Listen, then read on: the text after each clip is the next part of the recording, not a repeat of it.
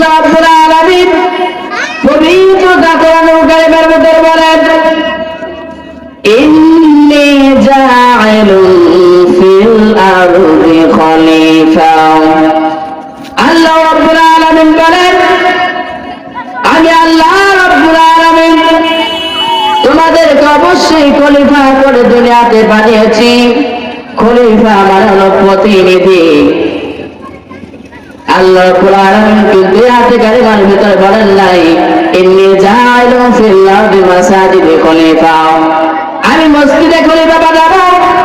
আল্লাহ পাক কিন্তু এই কথা বলেন নাই, ইন্নী জাইলুন ফিল আরদি মাদারিসি খলিফা, আমি আল্লাহ রাব্বুল আলামিন মাদ্রাসায় খলিফা বানাবো।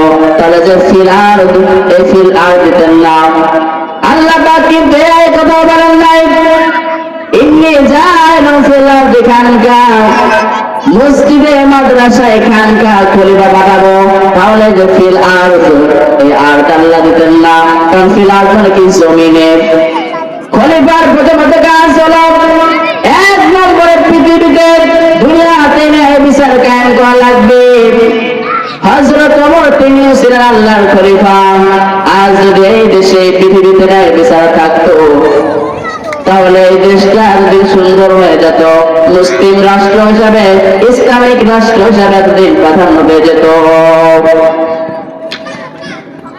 আল্লাহর খলিফা হযরত ওমর তিনিও ছিলেন আল্লাহর খলিফা। এবার তার জীবনের দিকে লক্ষ্য করি, আল্লাহর খলিফা বসে আছেন রাজ দরবারে। আল্লাহ রাব্বুল আলামিন আমাদেরকে খলিফা করে পাঠিয়েছেন, কারণ খলিফার প্রথমত কাজ হচ্ছে দুনিয়াতে ন্যায় বিচার করা লাগবে। এবার হযরত ওমরের জীবনে দেখি, আল্লাহর খলিফা বসে আছেন রাজ দরবারে। হঠাৎ করে এক মহিলা তার যুবতী মেয়েকে হাজির হয়ে গেল। বলো, খলিফা, আপনার ছেলে আমার মেয়েকে ধর্ষণ করেছে, মামলা দিলাম, বিচার চাই।